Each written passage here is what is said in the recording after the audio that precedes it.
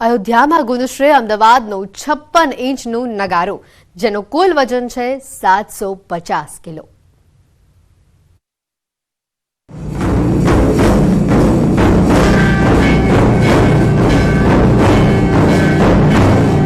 અયોધ્યાના રામ મંદિરમાં અમદાવાદના નગારાનો નાદ સંભળાશે.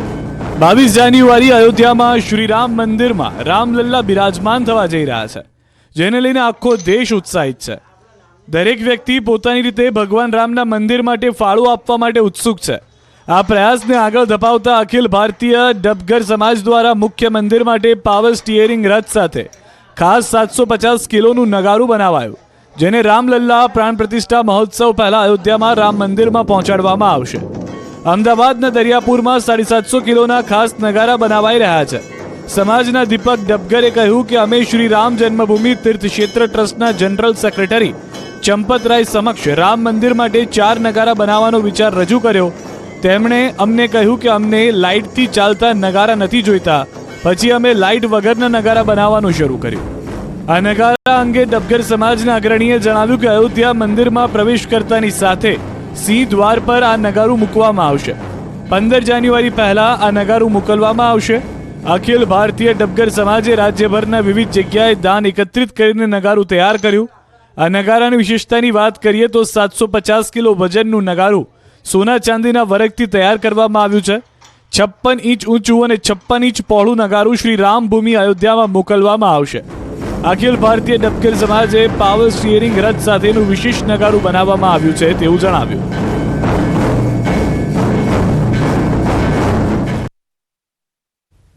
તો અમદાવાદમાં મુખ્યમંત્રી ભૂપેન્દ્ર પટેલના હસ્તે ફ્લાવર શોનું ઉદ્ઘાટન થશે. અમદાવાદનું રિવરફ્રન્ટ આગામી 15 દિવસ સુધી દેશ વિદેશના લાખોના ફૂલોની ફોરમથી મહેકતું રહેશે.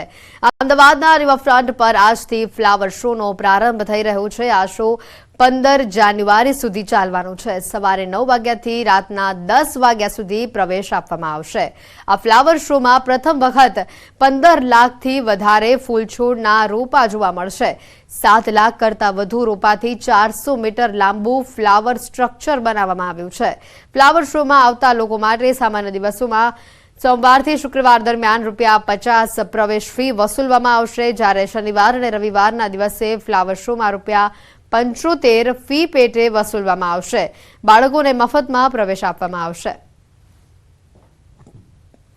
તો સીએમના હસ્તે આજે આ ફ્લાવર શોનું ઉદ્ઘાટન થવા જઈ રહ્યું છે. આજથી ફ્લાવર શોની મજા લોકો માણી શકશે.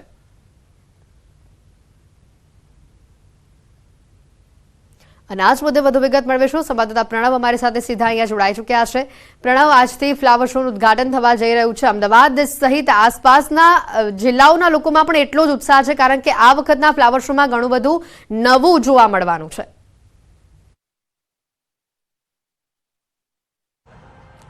આ ચોક્કસ એ માનશે કે દર વર્ષે મહાનગરપાલિકા ફ્લાવર શોનું આયોજન કરે છે, પરંતુ આ વખતે વિશેષ એટલા માટે રહેશે કે આ ફ્લાવર શોમાં આ વખતે જે નવું સંસદ ભવન બનાવવામાં આવ્યું છે તેની સ્કલ્પચર ઊભું કરવામાં આવ્યું છે. તો સાથે જ સરદાર પટેલ સ્ટેચ્યુ ઓફ યુનિટીનું પણ અહીં પ્રતિકૃતિ તૈયાર કરવામાં આવી રહી છે. તો સાથે જ સૌથી મોટી વાત એ અહીં બહાર આવી રહી છે કે 400 મીટર લાંબી ફૂલોનું સ્ટ્રક્ચર આખું ઊભું કરવામાં આવી રહ્યું છે. તો સાથે આ જે ફ્લાવર શો છે તેનું નામ છે, તે મુખ્ય ફ્લાવર જો છે શો છે તે વાઇબ્રન્ટ ફ્લાવર શો છે તે નામ આપવામાં આવ્યું છે. દ્રશ્યોમાં જોઈ રહ્યું છે આ તમામ અધિકારીઓ, નેતાઓ છે, એ તમામ લોકો હાલ અહીં ઉપસ્થિત છે અને માય સિટી માય પ્રાઇડ છે તે નામ અહીં આપવામાં આવી રહ્યા છે. અને ખાસ કરીને આપણે વાત કરશું અહીંના જે ચેરમેન છે તેની વાત કરવાનો પ્રયાસ કરશું. ખાસ કરીને આ વખતે ફ્લાવર શોમાં વિશેષતા જોવા મળે છે કે સંસદ નવું ભવન છે તે જોવા મળી રહ્યું છે. ખાસ કરીને નવું સરદાર પટેલ સ્ટેચ્યુ પણ જોવા મળ્યું છે. My city my pride vibrant કઈ રીતનું વિશેષ આ વખતે રહેશે, લોકો કઈ રીતે તેને એન્જોય કરી શકશે? અમદાવાદ મ્યુનિસિપલ કોર્પોરેશન દ્વારા દર વર્ષે જે ફ્લાવર શોનું આયોજન થાય છે, એમ આ વર્ષે પણ ફ્લાવર શો 2024નું ખૂબ સુંદર આયોજન કરવામાં આવ્યું છે. માનનીય મુખ્યમંત્રી શ્રી ભૂપેન્દ્રભાઈ પટેલના હસ્તે આજે એનું ઓપનિંગ કરવાનું છે. મુખ્ય આકર્ષણની વાત કરીએ તો જેમ આપે કીધું એ પ્રકારે સંસદ ભવન છે, મહિલા કાયદો જે પસાર થયો છે એ સંદર્ભે છે, ચંદ્રયાન 3 જેનું સફળ લોન્ચિંગ થયું છે એની પણ પ્રતિકૃતિ છે.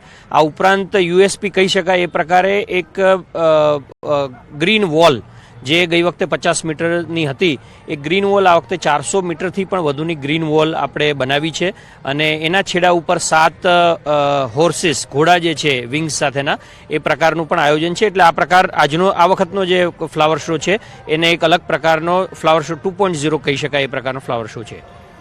કેટલા દિવસ આ ફ્લાવર શો ખાસ કરીને ચાલવાનો છે અને ફ્લાવર શોમાં સૌથી વધુ લોકો મોટી સંખ્યામાં આવે કઈ રીતની વ્યવસ્થા કરાઈ છે, કેટલાક ટિકિટ કાઉન્ટર રખાયા છે, ઓનલાઈન કઈ રીતે ટિકિટો મળવાની છે અને ખાસ કરીને ફી કેટલી રાખવામાં આવી છે?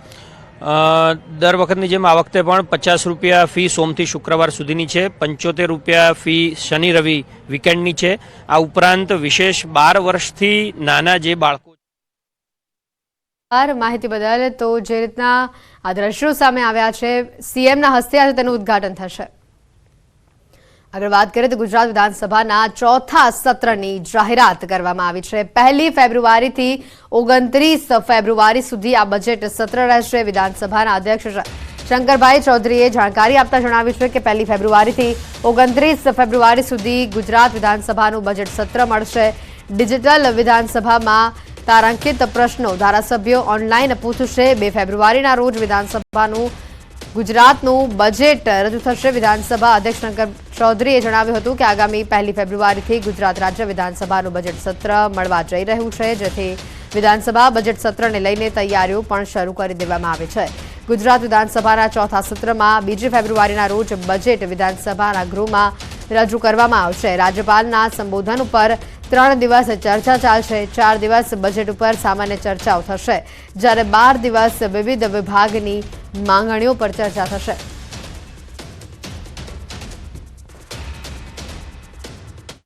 પહેલી ફેબ્રુઆરીથી 29મી ફેબ્રુઆરી દરમિયાન ગુજરાત વિધાનસભા ચાલશે.